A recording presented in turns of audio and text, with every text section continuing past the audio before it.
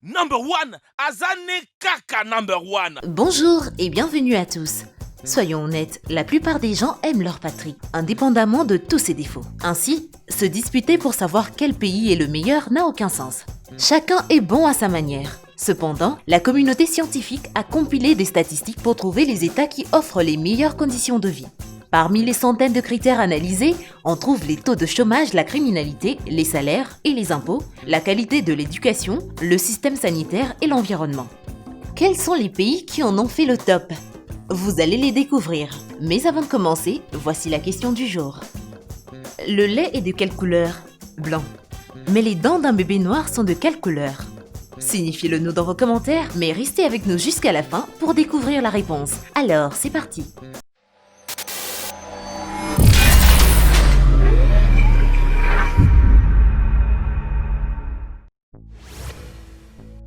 Et surtout, n'oubliez pas d'aimer et de vous abonner pour ne rater aucune de nos vidéos. Oman.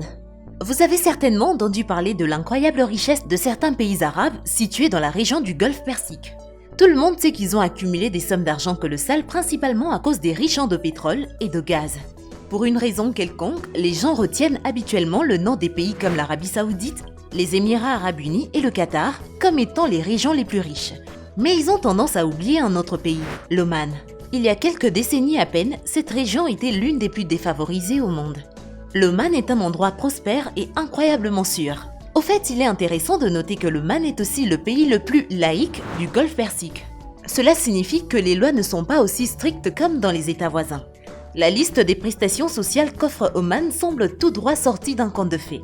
Imaginez-vous ceci. À l'âge adulte, chaque citoyen reçoit de l'État un lopin de terre pour y construire une maison et, un certain jour de l'année, le sultan annonce une amnistie de prêts dans tout le pays. Il n'y a pas d'impôt pour les particuliers, pas de chômage, pas de criminalité ou de sans-abri. L'éducation et la médecine sont gratuites. Le soleil brille toute l'année. Difficile de croire qu'un pays comme celui-ci puisse exister. Ces dernières années, la population de l'Oman a augmenté à un rythme accéléré, de sorte que de nombreux migrants sont arrivés dans le pays au début du siècle. En mi-2010, plus de la moitié de la population locale était d'origine étrangère. Pour éviter d'autres problèmes et la crise de la migration, le sultan a même publié un décret selon lequel chaque entreprise doit avoir au moins 50% d'employés omanais. La Suisse. Ce pays européen est célèbre pour ses stations de ski luxueuses dans les Alpes. Des chocolats incroyables, des fromages délicieux, sans parler des attractions touristiques. Qu'en est-il des locaux? Oui, la Suisse se trouve en effet depuis de nombreuses années consécutives en tête de classement des meilleurs pays où vivre, et cela pour des bonnes raisons. Le pays peut se vanter d'avoir d'excellents soins médicaux ainsi que l'une des meilleures écoles et l'un des meilleurs systèmes d'enseignement supérieur. La preuve en est que la Suisse est l'un des leaders en ce qui concerne le nombre de lauréats du prix Nobel. Ce pays est également une plaque tournante internationale pour les voyageurs du monde entier. De là, vous pouvez vous rendre à la destination de votre choix. En fait, n'oubliez pas que la Suisse n'est pas non plus un pays uniforme. Il est composé de 26 régions et chacune d'entre elles a sa propre constitution, ses propres tribunaux, ses propres intérêts fiscaux et même sa propre langue. Oui, chaque canton en Suisse parle des langues différentes. L'allemand, le français, l'italien ou le romanche. Les rues sont incroyablement propres. Les voyageurs disent que même si vous avez marché toute la journée, vos baskets resteront blanches comme neige. Les Suisses se soucient beaucoup de l'environnement et recyclent tout ce qu'ils peuvent, du plastique et des batteries aux vieux meubles et appareils électriques. La plus grande contribution à cette initiative est, bien sûr, celle des citoyens. Par exemple, plus de 90% des bouteilles en verre et en aluminium du pays sont acheminées vers des usines de recyclage. C'est un record du monde. Les déchets qui ne peuvent pas être recyclés sont brûlés dans des usines spéciales, de sorte qu'il n'y ait aucune décharge dans le pays. La Nouvelle-Zélande. Un pays à l'autre bout de la planète, plein de verdure et de paysages époustouflants, tout droit sortis des romans de Tolkien, l'auteur du livre Le Seigneur des Anneaux. C'est ainsi que vous imaginez la Nouvelle-Zélande, mais croyez-nous, les avantages de la vie dans ce lieu pittoresque ne s'arrêtent pas là. Tout d'abord, ce pays offre un standard de vie assez élevé, mais avec des prix relativement bas contrairement à la Suisse. Par exemple, si vous regardez les prix pour l'achat et la location de logements, vous verrez qu'ils sont tous beaucoup plus bas qu'à Londres ou à New York. Et n'oubliez pas que vous pouvez trouver ici des endroits étonnants avec une nature vierge pour que vous puissiez vous échapper de l'agitation des grandes villes à tout moment. Vous ne vous ennuierez pas en Nouvelle-Zélande. Ici, vous pouvez faire toutes sortes d'activités de plein air. Enfin, sauf le ski. D'ailleurs, un fait intéressant dans ce pays, il n'y a presque pas de différence entre avoir un permis de résidence et la citoyenneté. Donc vous n'avez pas à attendre des dizaines d'années avant de devenir un citoyen. Les personnes qui ont reçu un permis de séjour en Nouvelle-Zélande peuvent également voter autant de fois qu'elles le souhaitent, traverser la frontière du pays sans de longues procédures inutiles, et elles ont accès aux mêmes possibilités d'éducation et de médecine que les habitants. Et enfin, l'économie de la Nouvelle-Zélande est l'une des plus stables, des plus prospères et des plus transparentes en termes d'affaires. Créer sa propre entreprise, en particulier dans le domaine de l'innovation et de l'informatique, sera beaucoup plus facile ici que dans de nombreux autres pays du monde. La Suède. Ce pays est la patrie de Zlatan Ibrahimovic, d'Astrid Lindgren et bien sûr d'IKEA. Non seulement des milliers de touristes viennent ici chaque année, mais aussi ceux qui cherchent des opportunités d'emploi.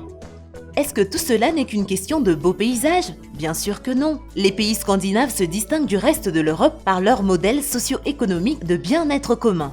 En bref, un citoyen suédois paie des impôts très élevés sur son revenu, 30%. La taxe sur la valeur ajoutée est de 25%. Oui, cela semble fou, mais ça en vaut la peine. En échange de cela, les Suédois ont accès à d'excellents systèmes médicaux et éducatifs. Presque toutes les ordures du pays sont recyclées aussi. Et ce n'est qu'une petite partie des privilèges. L'État paie également le congé de paternité du père, si sa famille a décidé qu'il s'occuperait de l'enfant pendant le premier mois. En Suède, c'est une chose parfaitement normale. La Norvège. Des immenses fjords difficiles à mesurer, du délicieux saumon que même les Japonais ont commencé à ajouter au sushi, des paysages à vous couper le souffle dans les Alpes, tout ça c'est la Norvège.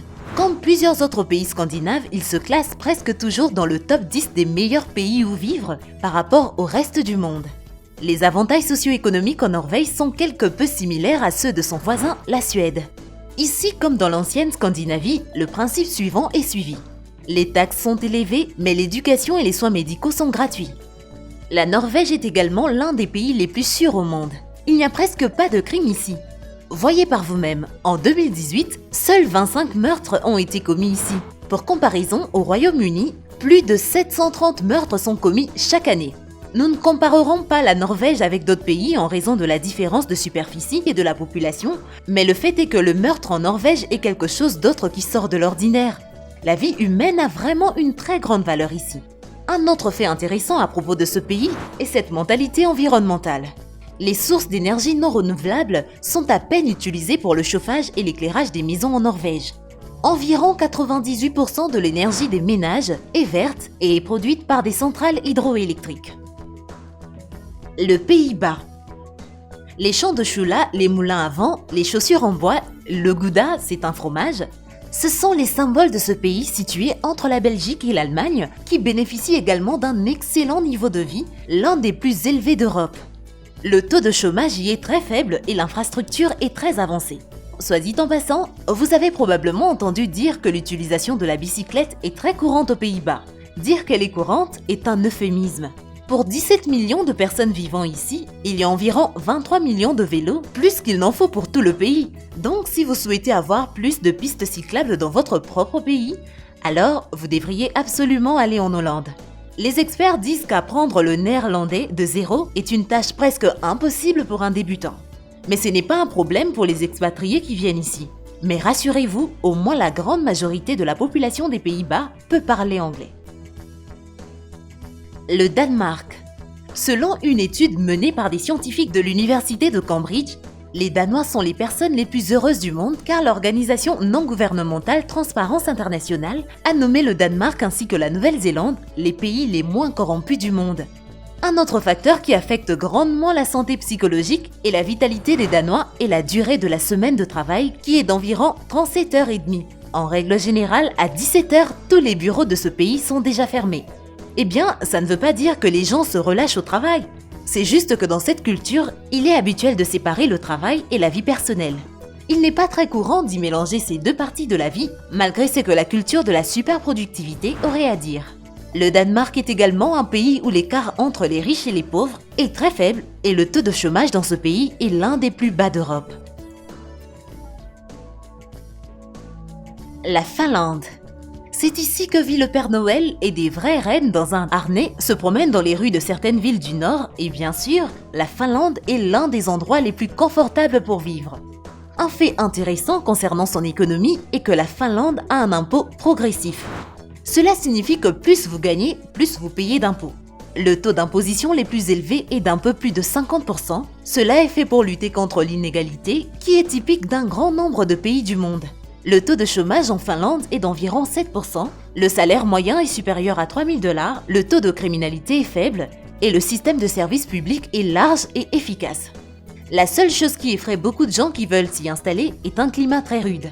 Mais si l'on considère tous les avantages de ce pays, ce n'est pas vraiment un gros problème. Eh bien c'est tout pour la vidéo d'aujourd'hui, merci de l'avoir suivi. Alors, dans quel pays aimeriez-vous vivre ? Signifiez-le nous dans vos commentaires et pour répondre à la question posée, aucune, les bébés n'ont pas de dents. Eh bien merci d'avoir suivi cette vidéo et surtout n'oubliez pas d'aimer et de vous abonner pour ne rater aucune de nos vidéos. Quant à moi je vous dis bye bye.